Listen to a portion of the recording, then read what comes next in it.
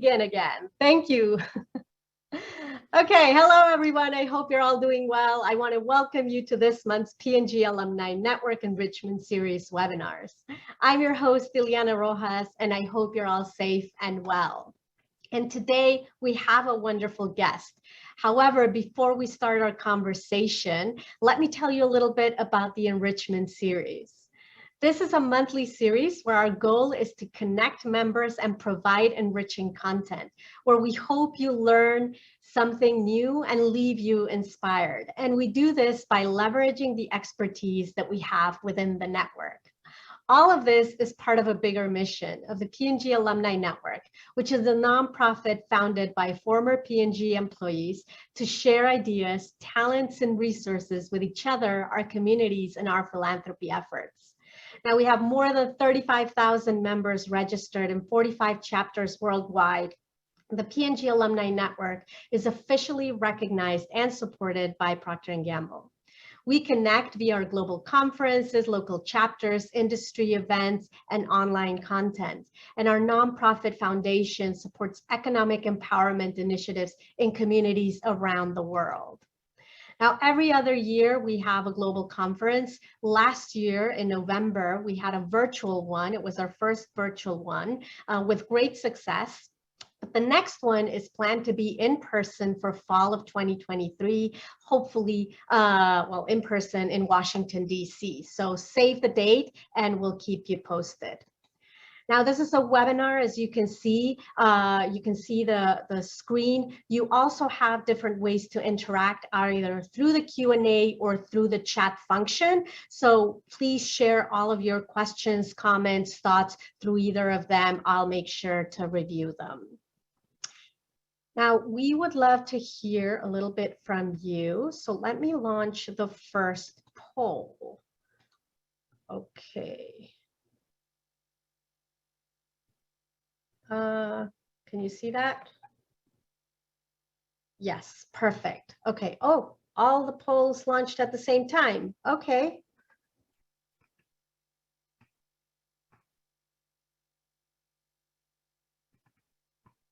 So we just switched platforms. So this is the first time that we're using this one. So we'll make sure that we make the adjustment for next time.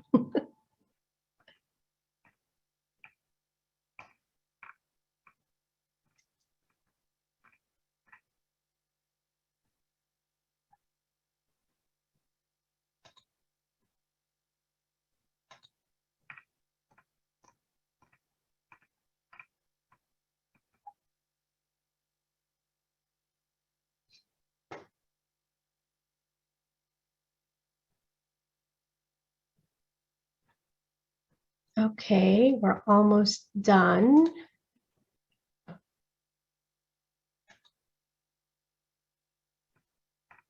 I am seeing people, almost everybody's participated, so I'll give it a couple more seconds. Okay. Thank you, everyone. Thank you so much for sharing.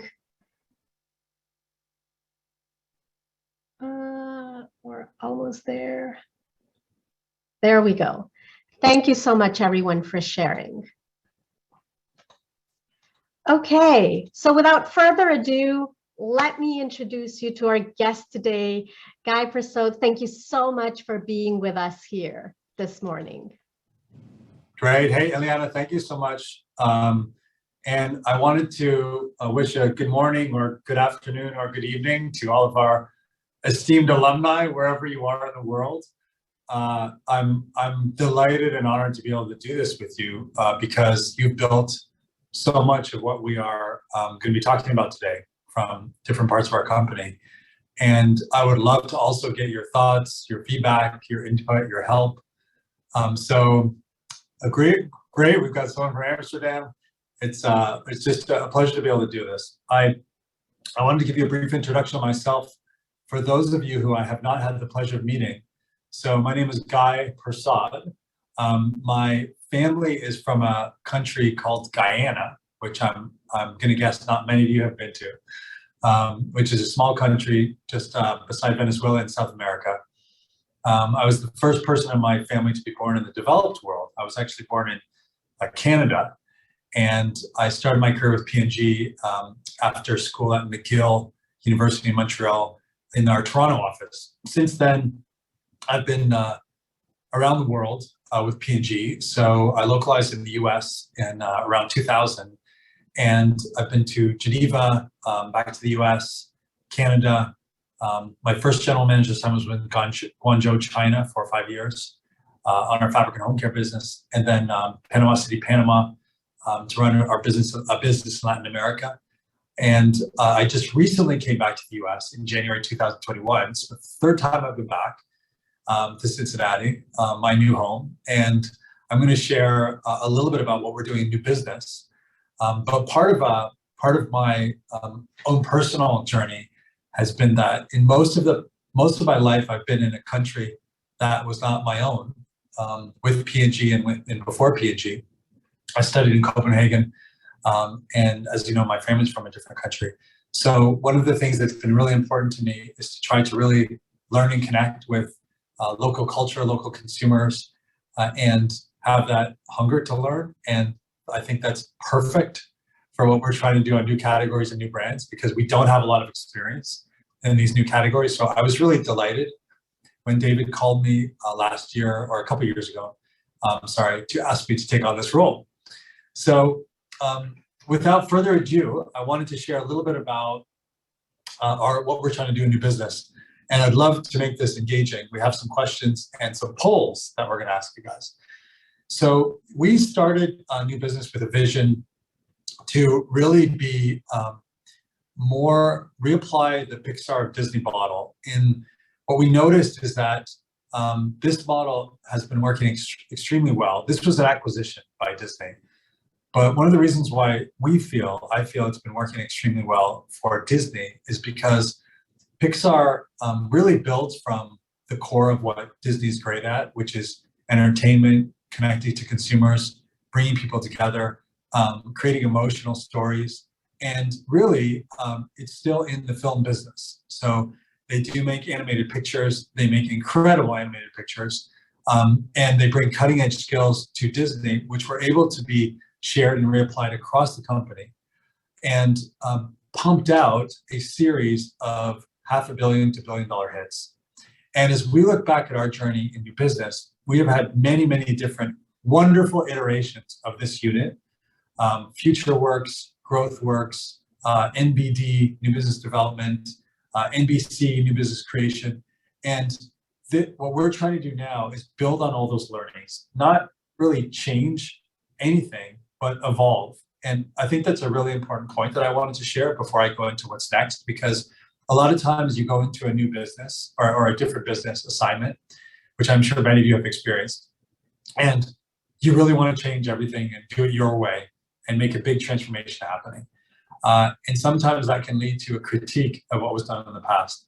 This is so much the opposite of that. We are making a lot of changes, but they're evolutions to build on what we've all learned together over the last 20 years of different iterations, because we know that it's time for us to deliver sales growth out of our unit. The key issues that we've had is that we have not yet been able to organically develop a success model for new brands and new categories. We've had success acquiring, we've had success building from our core, but this particular capability has been very challenging for us. So moving forward, we are trying to make this year our most successful year ever in terms of sales growth.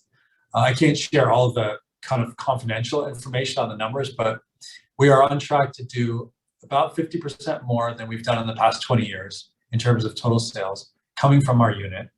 We've restructured our unit since the decision to have a dedicated president role here to be a P&L, a BU-led P&L. So we have a full P&L. We can pivot that money to, or that investment to, in-market businesses, development businesses, resources, consulting, MSA, TDC to develop irresistible superiority. So that gives us more flexibility. And our lead brand, which is actually helping contribute to this, is Zevo. And we have actually done a lot of work on Zevo, which I'll share a bit later. Our goal is to get to 7x our past 20 years by 2025, which would be a very meaningful amount of lost growth for our company. So we're excited about that. And we have a new vision, which is to create a successful new brand in a new category every 18 to 24 months. We have a stretch of doing that every year. And this is also a key evolution from what we were focusing on in the past. In the past, we were going for $1 billion new brand every 10 years. And what we found is the challenge is seeing that as an impact for an individual, let's say a junior band one who's in our group, where their assignment will only be 2 or 3 years. So having something tangible that they can really feel inspired to go after, that they will see in their lifetime on the business, was really important to us. So it's once every 1 to 2 years, we want to successfully launch a new brand in a new category. We want to get every one of our new brands up to 100 million in sales before we either graduate it to a current BU or before we make it even bigger ourselves. This is another evolution, which is our role to get them to 100 million. We found that 100 million is a sweet spot and it's very challenging. So $1 billion is, a great vision, but even getting to 100 million is something that we have not yet found a way to do. So that is a big focus for us. Out of an enterprise new business group, we've been able to do that in our core categories.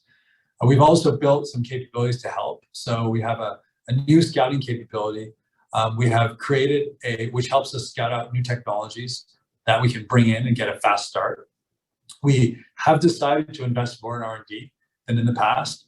What we found is some of these external technology leads, they need a lot of P&G muscle to be able to truly be what we call irresistibly superior.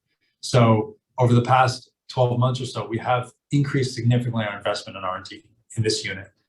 We've created an external value creation team, which basically takes some of our magic innovations and technologies and finds partners outside, 3M, Johnson & Johnson, other partners who could potentially make use of these technologies, especially in the sustainability area. And we can create joint value that way. Many of you are familiar with the joint venture we have with Clorox, which is a great example of that. And we're trying to do more of those because sometimes we're not the best equipped to commercialize everything. And then the final is it's really been a challenge on talent. And the challenge has been attracting and making sure we have meaningful impact plans for talent that comes into our unit from our BUs. And we've tried many different models. And the key challenge is if I'm in fabric care or beauty care, and I'm recently coming from fabric and home care, there's so many opportunities for top talent, strong talent, and taking the leap to come into a new entrepreneurial space is a career risk. So part of everything that we're doing is to evolve from being a startup to really being more of the entrepreneurial arm of P&G. So we are P&G and we want to become a cutting edge part of P&G. So you can develop great skills, put points on the board, and then move back into your core BU. And I'm working with all of the presidents to help with that so that we have that almost as an expat assignment. We have a landing strip back to a BU. So this reframing from a startup to the entrepreneurial arm of P&G is a key focus of ours that we've rolled out over the past year. We're very excited about it. It does make a choice. And we always say strategy means that the alternate choice was also viable. It doesn't mean, we want great products because the alternate would be we want bad products. So these are real choices. And the choice is really focus. Focus on one successful new brand in a new category every 18 to 24 months. I'd love to do it every year if we have enough financial flexibility, but at minimum every 18 to 24 months. We are focusing on categories where we can bring to bear some of P&G's core capabilities. So there have been some discontinuous projects that we've worked on in the past. I love those as much as anybody else. However, we really need to develop sales growth with breakthrough innovation. And in the next 3 years, we're really focusing on categories where we feel like we can win that include food, drug, mass, club channels, in addition to direct-to-consumer e-commerce, that include ideally daily consumables or really short-term consumable items as opposed to long-term expensive devices. So we have devices in our portfolio, but we're really focusing on daily consumables where we can add value, where branding is a key method of choice, irresistible superiority. So we bring in leads from the outside, but we really focus on investing in 5V, irresistible superiority, with our model. And when we go into a category, we go into win. So we are investing significantly in media, distribution, product. So we are not launching a number of small bets and doing them in a startup way. And that is a change, because what we have retained is a number of small bets at the early part of our innovation funnel. But once we get closer to market, we're finding that to really do it right, we need to have 3 to 5 years of innovation, irresistible superior across multiple pillars, and bring in category capabilities. So this has been a choice, and we feel like this is going to link to a lot of sales growth for us. So moving forward, what I wanted to take you through next, and Ileana, you can move to the next slide, is one of the brands that we're very excited about, that we've done a big intervention on recently to help make it successful. Before I do, I'd love to do a quick poll. So what percentage of consumers are concerned about what's in traditional bug sprays? 90%, 50%, 30%, 10%. What do you think? And Ileana, and you can put your answer in the chat. If you say A, B, C, D, or the number. 5V superiority, by the way, is product superiority. This question came up. Product superiority, value, retail execution, communication, packaging. So it's really all over the place, but most of it, I would say it's between the 90 and the 30. Okay. 90% and 30%. Perfect. So what we learned is we have an incredibly high 90% of consumers that are concerned about bug sprays. And this is one of the reasons why 40% of consumers typically shop the insecticide category, but 90%, more than 90%, say that they have insects in their home and they consider it a problem. And the real difference is toxicity. So we had a great team that developed this project a couple of years ago, and actually found an outside lead to bring this into P&G, which is a great example of how we can get started faster in new categories. What we realized about a year to 14 months ago is that for us to really make this big and successful, we needed to do a pivot. And the pivot was invest significantly in irresistible superiority, in brand building and media, and expand the product line out to multiple pillars. So we are in the midst of this transformation. We're very excited about the growth that we're seeing this year. As I mentioned, this brand alone will probably be about 3x, 2.5 to 3x versus what it was last year. And we have different pillars. We have a trap, which actually attracts insects through UV light, which we have just done a massive upgrade to. It's now what we would consider to be an irresistibly superior product in the market. And I'll show you some communication in a second. We have a multi-purpose insect spray, which we're also in the middle of doing a wonderful upgrade to, which I think consumers are going to love. And we have some aerosol sprays for different jobs that we're also working to make much more superior. And then we have other plans. We're actually in the midst of doing an on-body insect test in some key retailers. And this is a non-toxic mosquito repellent for all ages. And all of our products are trying to really find the sweet spot of very efficacious, but safe to use, and safe to use on people and pets. So we're seeing a lot of competitive activity follow us since we've entered the market. I shouldn't say follow, but enter since we did. And we're excited about that because we think this is a huge opportunity for the industry. I would love to play for you some communication, which Ileana's going to do.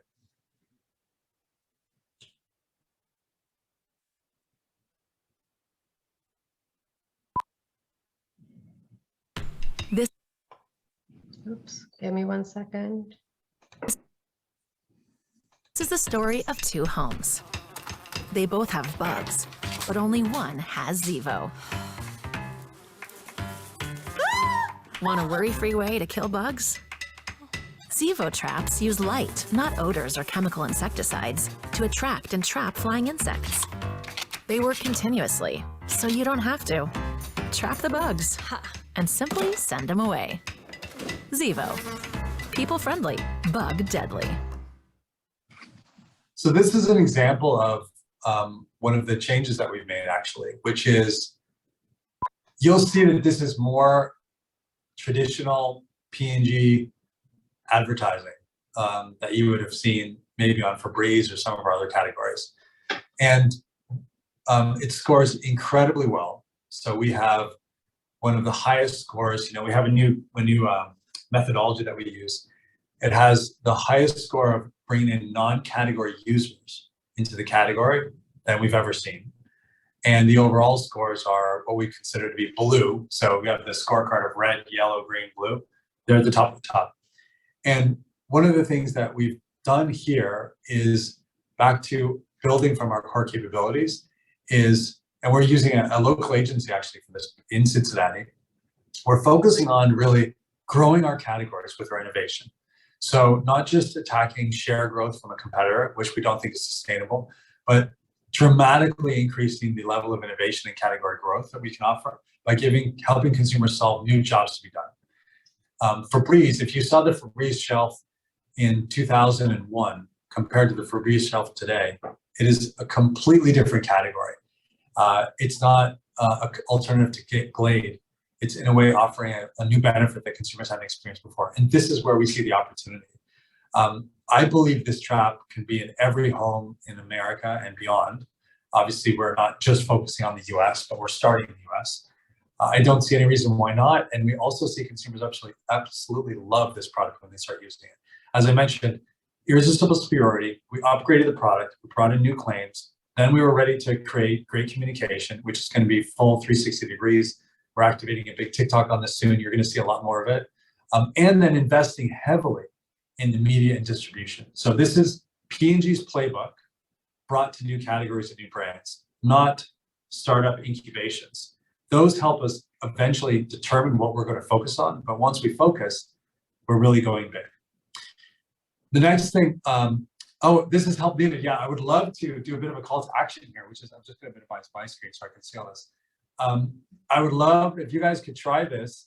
You can get a discount code here as well for our alumni. And I don't know, Eliana, if there's anything else we want to explain here.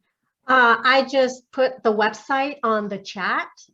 So you can either scan the code or you can click on the link on the chat and you can get to the website. Super.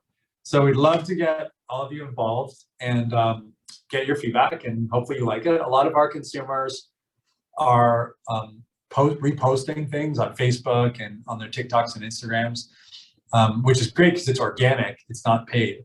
So if you like it, share it.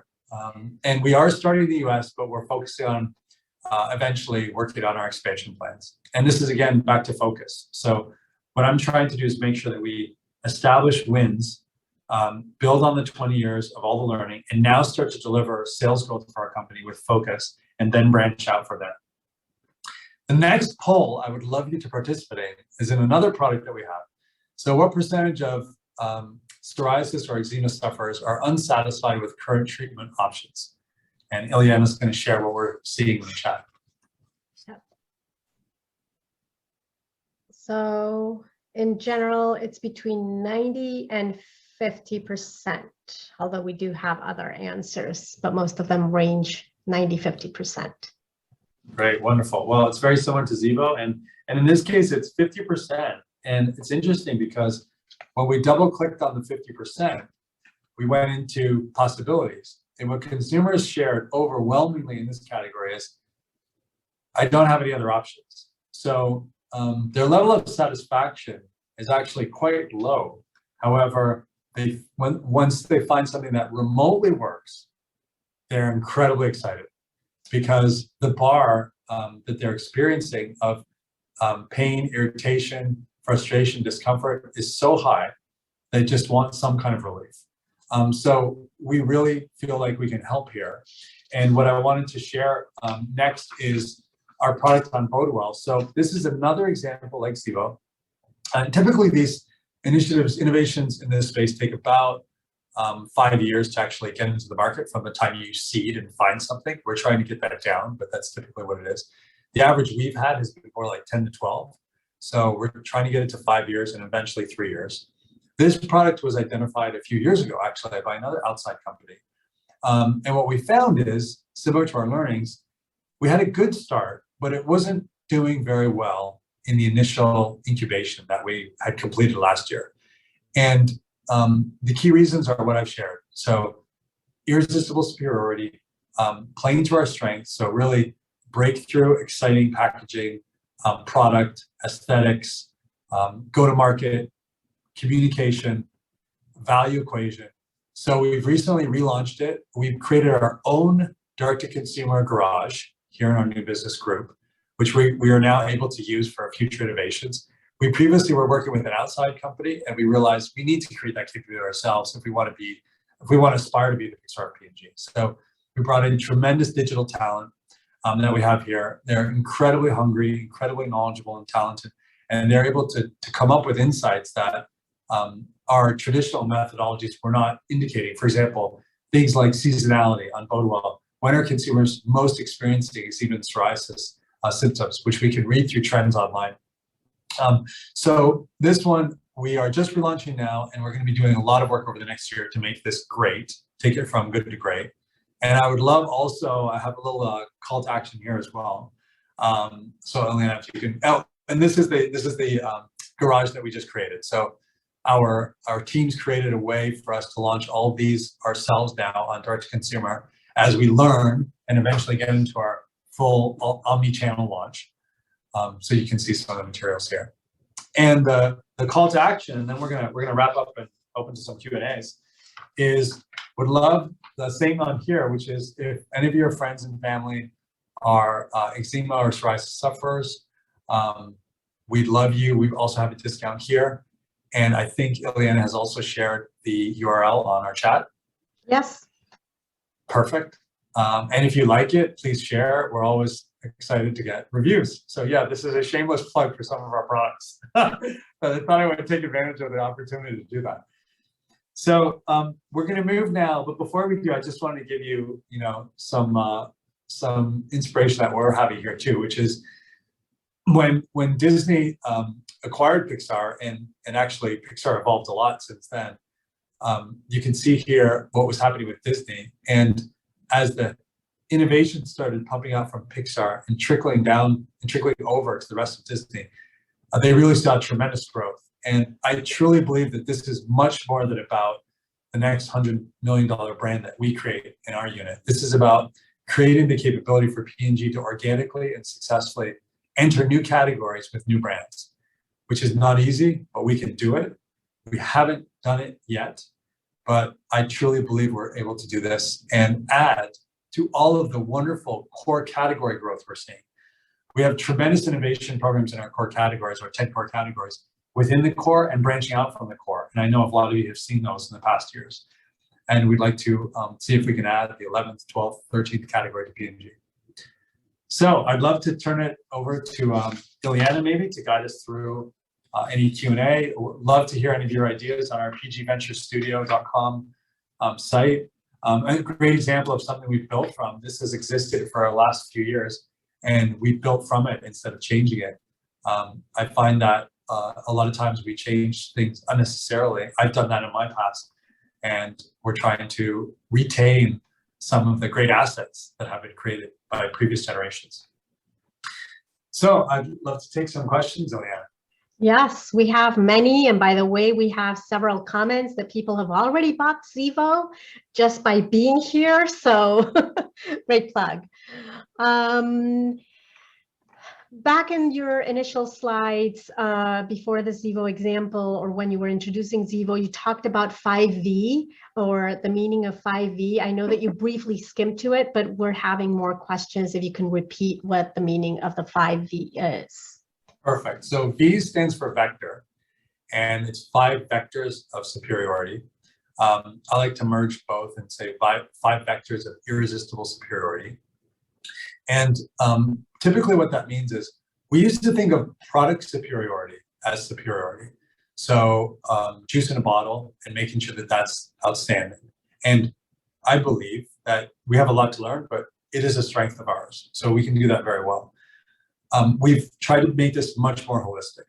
So we have product superiority, package superiority. So the 3D outer pack as well as the unboxing experience online that consumers go through. Communication.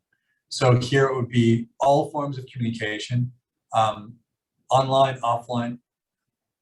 Value. So value would be related to not the price, just the price, but are consumers seeing high value in our products? So it's worth the price. And typically that's a big indicator of repeat usage. And then the final one is our retail execution. So how we show up in store, our distribution, our displays. So these 5 vectors are what we consider to be holistic, irresistible superiority. And this is an area where we found in this pivot, moving from a startup to the entrepreneurial arm of P&G, is fundamental to our new model. And what we found is that when we launch a lot of things quickly and get them in the market, it's very challenging for us to have even 3 out of the 5 to be superior. And for a new brand to be successful, really, you need 4 or 5. So that's why we've made this pivot and we're investing heavily in irresistible superiority. I hope that answers the question. Thank you. And I'm also seeing a lot of questions just quickly about if this is being recorded. Yes, it is, and it will be available both in our P&G alumni platform and also in our YouTube page. So, because I know that some people needed to leave, so just wanted to say that. Another question, how do you ensure that your P&G internal business development model is competitive versus P&G acquiring businesses technologies from the outside? It's a great question. We learned through our own, successes and failures or mistakes that I have, that it's very difficult to make this work by cutting corners. So sometimes we've brought in technology from the outside. We've paid a fairly high royalty for that technology or a licensing fee. And when we put it in the market, we found that it was not truly irresistibly superior, as I was describing before. Meaning consumers thought, hey, it's an okay product, but am I going to change from my current brand to this? Or am I going to significantly increase my use of this category? And the answer was no. So one of the biggest areas for us to attain competitive advantage is to make sure that we truly make these products a wow experience for consumers through all aspects of the experience. And I give you a great example recently, which is we recently found that the freshness profile on one of our products, we are a huge perfume company, as I think many of you know, we have tremendous perfume expertise, was really lacking. And the outside company that brought it to us had a pretty good product, but the freshness and sensorial delight was pretty low because understandably, they did not have the perfume capability that we have. So when we just took this chassis and put our own perfume capability onto it, we were able to dramatically improve the experience for consumers. And it's one of many areas where we have core competencies that we can bring to some of these new categories. Zevo is a great example. I mean, ultimately, having the liquid in a bottle is something that we do really well at P&G. And there's lots of stability, quality, product supply capabilities we have that can really help here. So it's really building from who we are to win in these new categories versus starting with the new category and the startup mentality and then trying to see what we could really apply from P&G. So that muscle, for lack of a better word, is something that's providing us with some competitive advantage. We're not the fastest, but we're trying to be much faster than we were, but we're never going to be the fastest. We can be incredibly more agile than we were. And we're not great at launching 100 things and seeing what sticks, but we are great at focusing and winning with the consumer. And consumer insights is another area. Many of you know the story. When Febreze, originally, we were really struggling. But when we unlocked the insight of cleans away odors instead of masking odors, it really enabled us to fly on Febreze. So starting with our consumers, another thing that I would say, great insights. Awesome. Do you have a dedicated R&D team working with you, or are they shared resources with the main business? Yes, this is another intervention we've made as a P&L BU, which raises the bar on what we need to deliver, but I think it enables better innovation because of the higher bar. So we have our own R&D, sales, product supply, purchasing, marketing, A&I. So all of our functions are now represented We've got a very strong and talented R&D team. And in fact, we've significantly beefed it up over the past year because we feel like, as I mentioned before, we need that to win in these new categories. We also, for the first time, have put in this strong digital capability that we didn't have before. And we're seeing huge insights here, both on how to actually be more cutting edge on how we're communicating, but also even in creating the products themselves. We recently did our first upgrade completely over the air. So it was a software upgrade that led to a hardware upgrade. We didn't touch the product.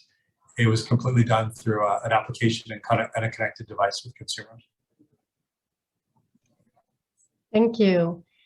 How does P&G Ventures manage idea inflow? Logically, for every good idea, you must have 100 mediocre ones.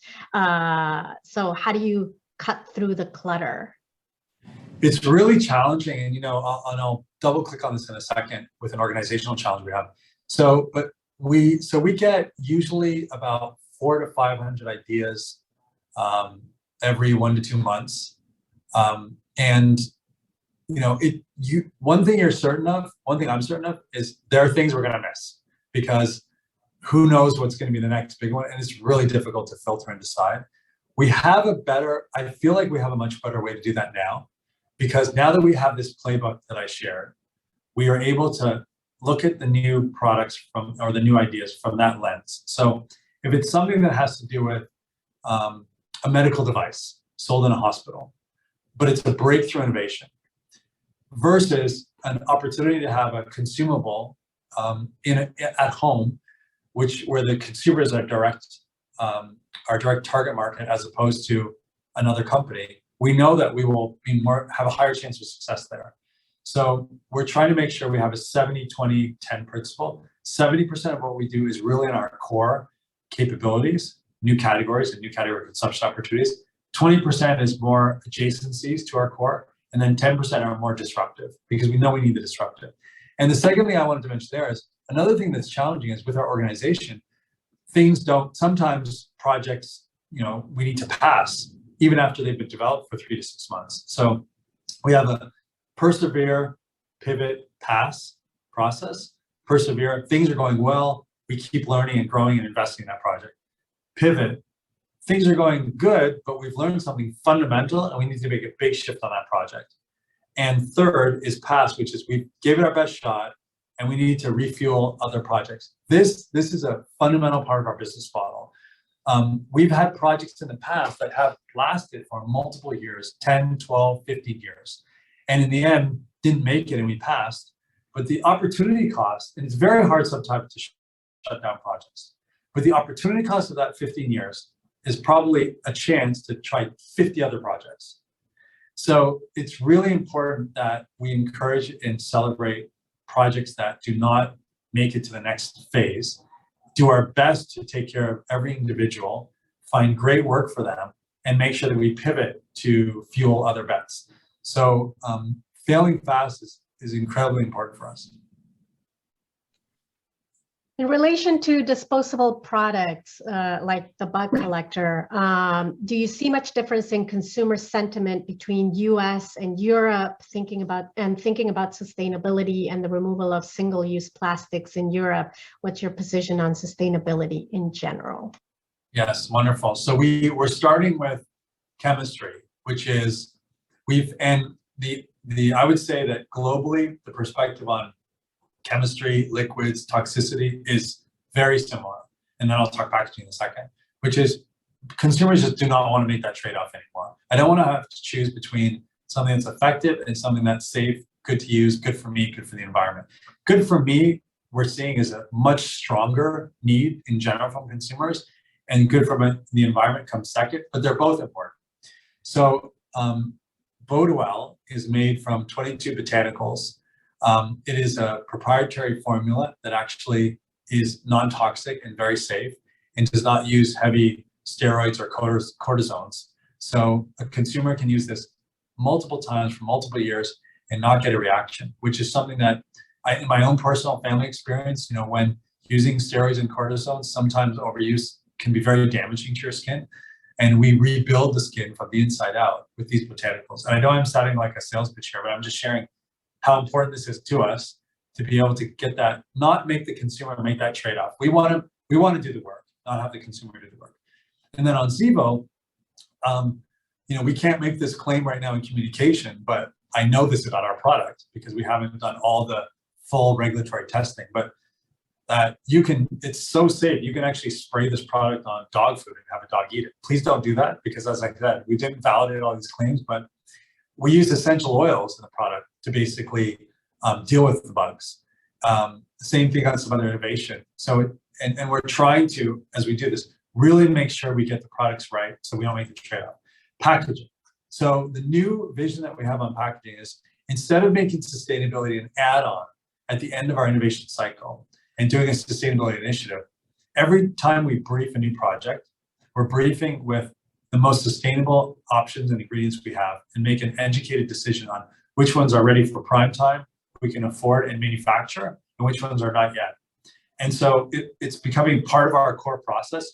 Big companies like ours are great at process. So versus dancing around it, we're actually integrated in the beginning. So we have a lot of sustainability innovation that's coming on Zevo, on the current forms, that I think when our most environmentally sensitive consumers, which is the bar that we need to always keep in front of us, are focused on, that we have solutions for that. We don't have the solutions today, but we will have them tomorrow because we're now building them into our pipeline. Thank you. I'm going to bring 2 or 3 questions together.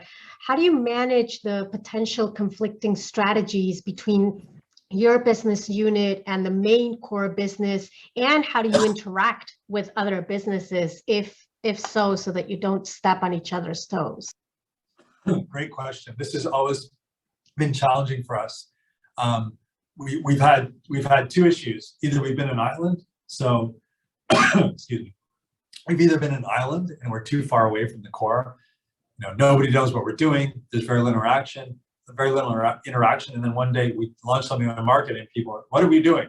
So that was one island issue. And the other one was too close to the core, where we were focusing on things that the BUs are better off doing.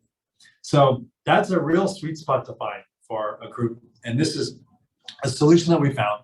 So it's called Spark Sponsor Scale.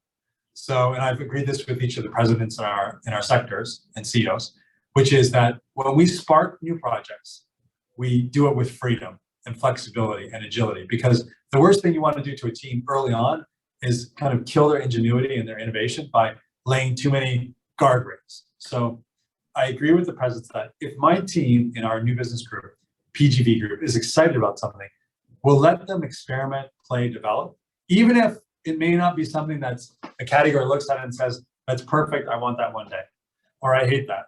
Let them learn. Then once we get to a certain size, we go into sponsor mode, where I work with the categories to see, is there a sponsor from the category that can co-sponsor the project with me? Because eventually the project may land there. Bodewell is a great example. Eventually, I do not want to create a therapeutic skin category or sector here. We have one in skincare and beauty care. So we will transition that project eventually to our skincare and beauty care brothers and sisters. And what we're doing is we're finding to make sure we have sponsor connection now on that project. And then scale, we make an educated choice. Do we scale it ourselves as new business, or do we have our category scale it? So this is helping us be more integrated, and it's much more of a partnership than a choice of who works what, because that conversation is a little bit binary. I find it much more rich to build our portfolio together. And we want to be fuel for the categories. We want to help our categories shine. The vast majority of growth will come from our core categories. So that's one of our responsibilities. And tied up to part of this question, how many years of investing would you accept before becoming profitable, or figuring out how to shift that business?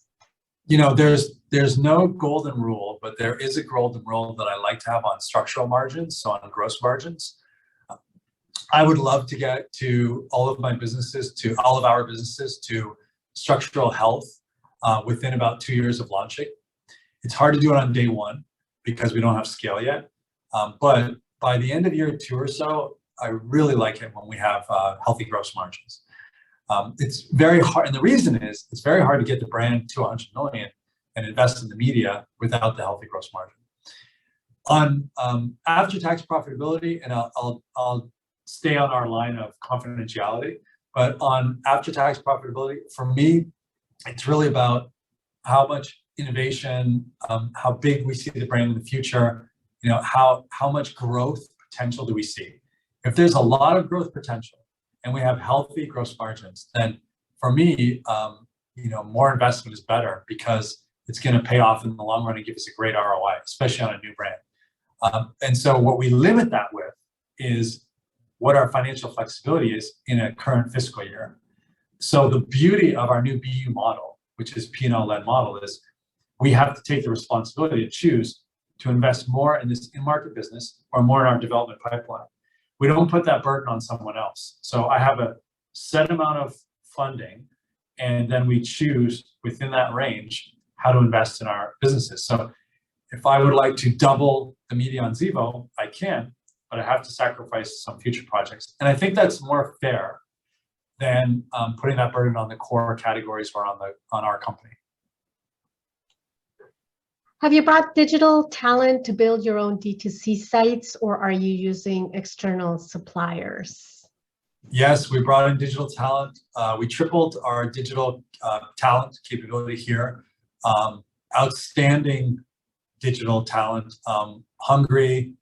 Some are just out of school, some have been working for some time, some are experienced P&Gers. And we call our digital group, we have an IT digital group, and within that we have something called Elevate, which is this digital garage that we've created. And it's really, I really believe this can help us power the businesses. Used to be an ancillary function, and actually I'm having a fireside chat with our IT team later today or tomorrow. And I gave them a challenge: come up with Web3, Metaverse, and all the innovative tools we have now, come up with NOS building ideas, because everybody wants to grow the business. And the issue has often been, it was hard to develop and attract digital talent because they saw themselves as on the outside of the business. We're bringing them more and more into the core. So we've tripled the size, and we're now going to have them even more empowered and accountable for business results, not just digital capabilities.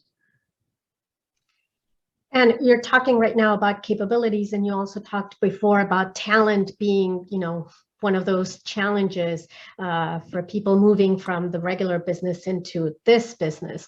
Are there any spatial capabilities or talents that you feel are different and needed in your BU versus the core? The entrepreneurial arm of P&G is the hardest sweet spot to get right, but it's the most rewarding. So we do love to attract and grow talent that actually can do both.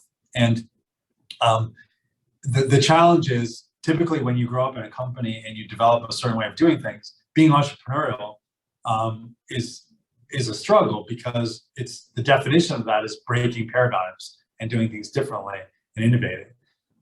But as all of you know, we have, I think, the best talent in the world in this company. And so we have more entrepreneurial P&Gers than we have roles for. Incredible people. The challenge is really attracting them to come to our unit, because there's great roles for great talent everywhere at P&G. So this is what links back, and maybe Eliana will kind of make this our last one if that's okay with you, or we can do one more. But I was going to share that this links back to our mission, which is, I truly believe that putting hits on the board, putting points on the board, getting hits in the market, pumping out those Toy Stories and Finding Nemos, the more we can do that, the more it will have a self-fulfilling momentum and will enable us to bring great talent here, because everyone wants to make a difference, be part of a winning team. And experimenting learning is wonderful, but ultimately translating that into results is something that I think is even more exciting. Thank you. And yes, we'll do one more question. We still have a couple of minutes left, and I'm bringing sort of different together again. And they have to do with the sourcing of ideas. And so it's a three-part question. One, if you're looking into categories outside of, innovation is looking outside. So is it only about innovation in product, or also innovation in like completely exploring new categories outside? And then is there opportunity to tap into P&G alumni that are already doing things outside to, bring in part of that knowledge and that expertise? And there are specific questions on Europe, because most of the things that you focused on are in the US. How are you tapping talent and ideas from Europe? Wonderful, great questions. And by the way, I didn't mean to cut the question Q&A off.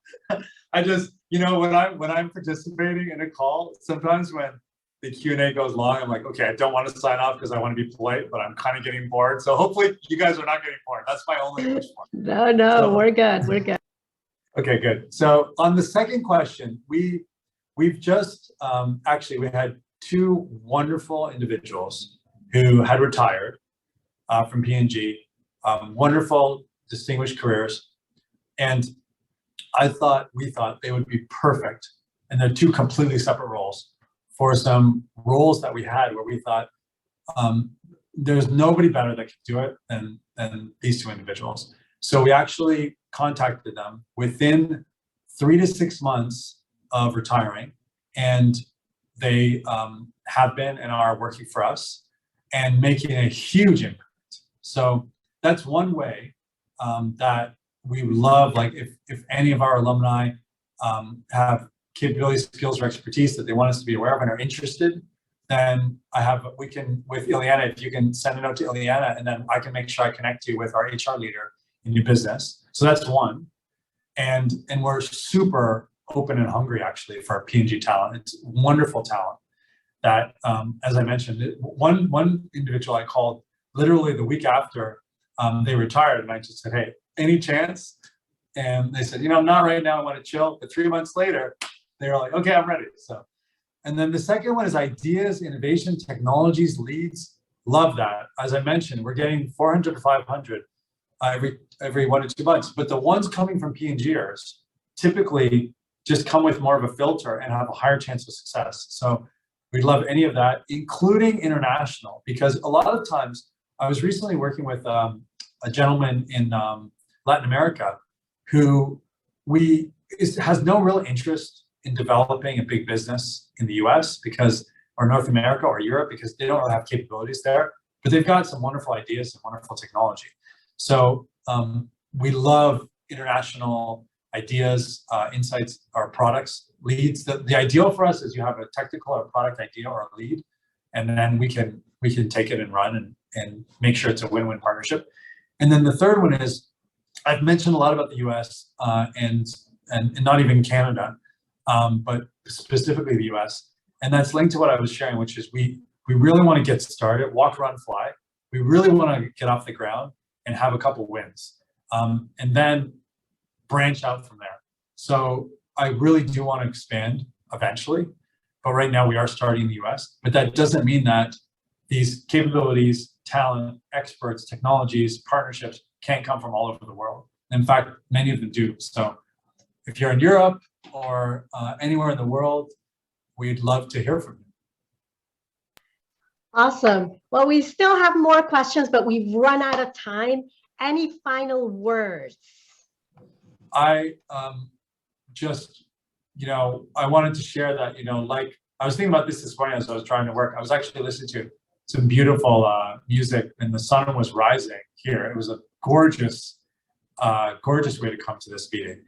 And, one of the things I was reflecting as we were going through alumni was how well we're doing, fortunately, as a company these days.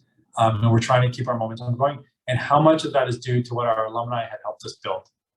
So, the life, as we grow and we experience different turns in the road, we never know what is going to lead to success and what learnings or mistakes or failures are going to build. But it's all part of the journey.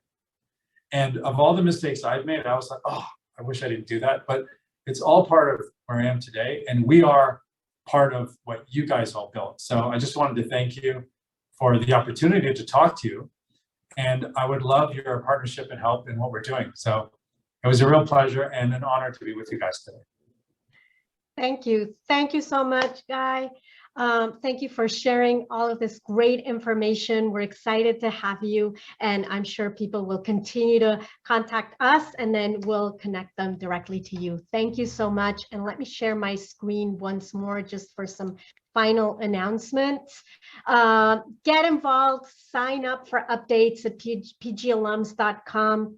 Support our foundation, partner with us, send us an email at sponsor@pgalums.com, and volunteer, join a chapter or create a chapter, or share any other thoughts in our email, hello@pgalums.com. This recording, like I said earlier, will be available. It'll be available both in our pngalums.com website, and it'll also be available in our YouTube channel about a month from now. So that'll also be there. Send us an email with any other thoughts that you might have. We're always happy to connect and share ideas with each other. And I invite you to our next webinar in a month from now on June 14th with Bob Jacobs, who will be sharing with us his story from his great resignation, going from corporate CMP leading up to a startup. So more great information for all of us. Thank you so much, everyone, once more. And I hope you do well the rest of this day, wherever in the world you are. Have a great one.